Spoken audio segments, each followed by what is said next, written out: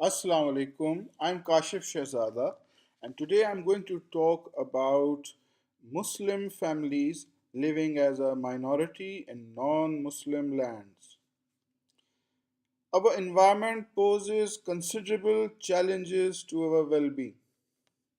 While many take this to mean physical wellness, often what they completely ignore is the impact that environmental influences pose to our spiritual health.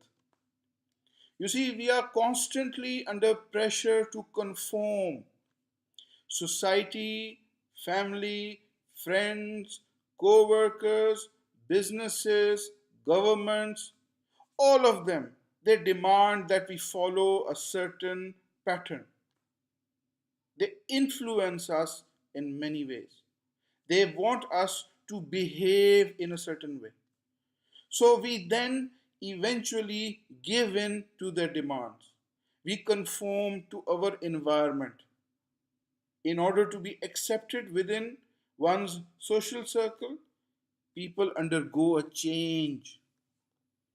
They will let go of that which their environment does not accept, and they will embrace the norms palatable within their circle, within their social environment. People will happily change their beliefs. They will even change their names in the face of hostilities. When your environment is constantly trying to change you, then you will give in, you will surrender. So, this means that when Muslims are living as a minority in an environment which is not which is non-Muslim, for example, then that non-Muslim, non-Islamic environment will try to change them. Many Muslim families have made immigration. They have migrated from one land, often a Muslim country, to a non-Muslim land, mostly in the West. Immigration is a major life decision. It is not merely a logistical move to a foreign land, but by it, one is also transported to a new set of ideas, new beliefs, and customs. But many migrants are not aware of this. They do not forecast this sudden onslaught of change that will be on them and on their families. Foreign migrants are under pressure to assimilate with the host culture. From certain quarters, fingers are pointed at the foreign faith that has come with the migrant. Social influence poses a considerable challenge to the faith of foreign migrants. It is a challenge that is often overlooked by Muslim families and underestimated. As economic migrants, people are motivated by the lure of a better standard of living and a comfortable lifestyle. It is the dream of greener pastures in a foreign land that drives them to move house rather than any missionary zeal.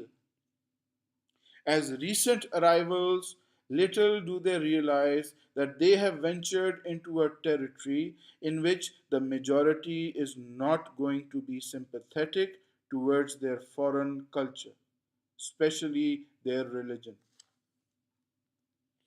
Religious groups are plentiful that are seeking converts. You see, when Muslim families they go and live in the West, they are the ones who encounter religious conversion from Islam to other religions. There is active proselytism. There are religious groups that are seeking converts actively, that are targeting families of foreign migrants, evangelical preachers, even religious cults and new religious movements. They would all knock on people's door in migrant conurbations. They will introduce the household to their doctrines and they will raise critical questions about the faith that the family has brought itself with it to the country. As a Muslim family, are you prepared for this missionary onslaught? When people come knocking on your doors, when people want to capture your hearts and minds, and they are actively pursuing this, are you ready? Are you prepared? There is also the role of non believing friends and peers on young, impressionable minds, critical attitudes to the Islamic faith that are presented at school or from friends. They are instrumental in shaping the personality of Muslim children. For Muslims, this issue is increasingly becoming important given the recent rise in hostilities against Islam. As a Muslim family choosing to migrate and live to a non Muslim environment, it is crucial for you to be aware of the common arguments against Islam that are posed by those critical to the faith and their responses. You should be prepared. If there is criticism against Islam that you are faced with, then you should know how to respond to that criticism. Otherwise, you will not be able to educate your children. Also, important is to know that the counter narratives of some extremist groups that often target the young and vulnerable from migrant communities. There are extremists also that want to capture the hearts and minds of our children. How do you combat them? How do you counter their narrative? You need to be educated about Islam. You need to know how to counter the non Muslim propaganda against Islam as well as the distorted readings that extremists would pose and try to catch our young people. In most cases, people are unprepared. When your children face such interrogation and they are not having the right knowledge, they would not have any choice but to surrender to the one sided narrative. Subjecting children to an environment where there is constant criticism and hostility to one's faith is detrimental to the spiritual well being of your child.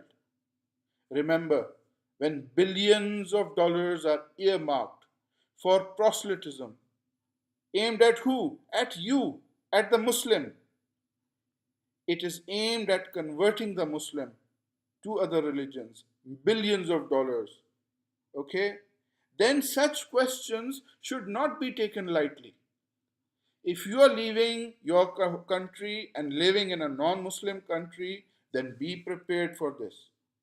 Okay? Be prepared. People are planning your conversion. People want you to change your religion. Also, to note that once you go and live in non Muslim lands, then families are fragmented. One family lives in one state, the other one would live in another, and there is a lot of distance between families. People are scattered. They don't live as a community together. With fragmented communities, the problem is exacerbated. For the Muslim young, especially, university life away from familiar surroundings can also tend to drift them from the faith which they have been taught to practice at home. And university life exposes them to unsympathetic ideas. So, challenges to one's faith and belief are manifold when you are living as a foreign immigrant amid an ocean of disbelievers.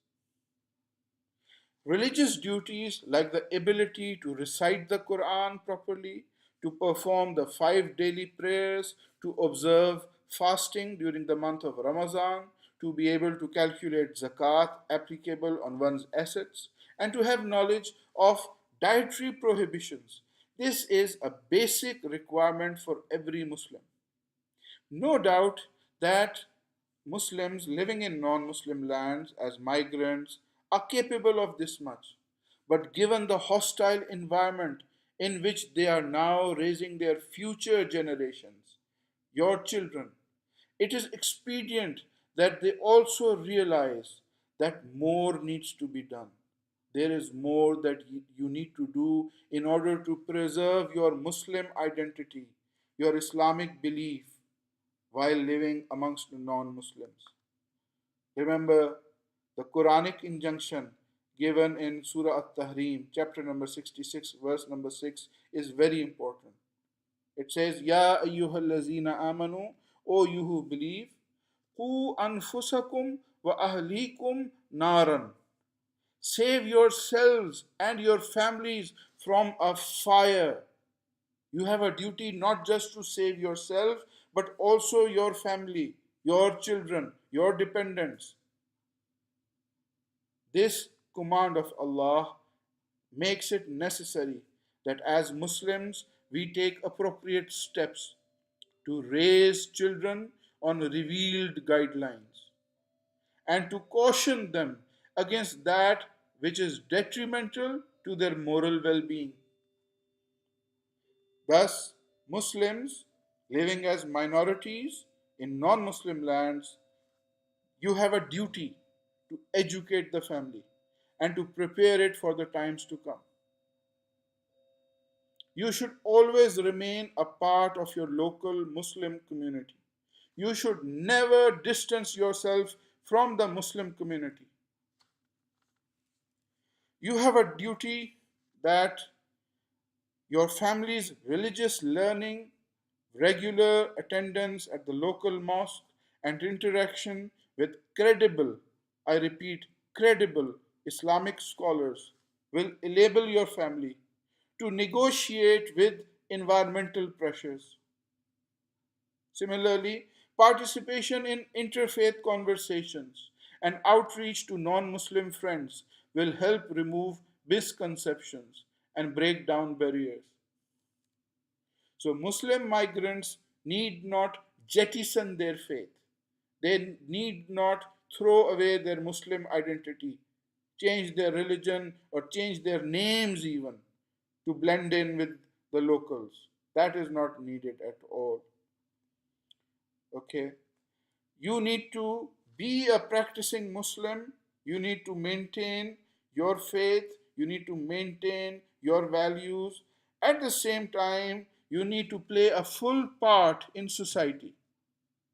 Be a law abiding citizen. Play your full role in the society that you are residing in, that you have made your home, while retaining your values. Through your conduct, you are to demonstrate peaceful coexistence, which is enjoined by your faith, and make a positive contribution in the society in which you dwell.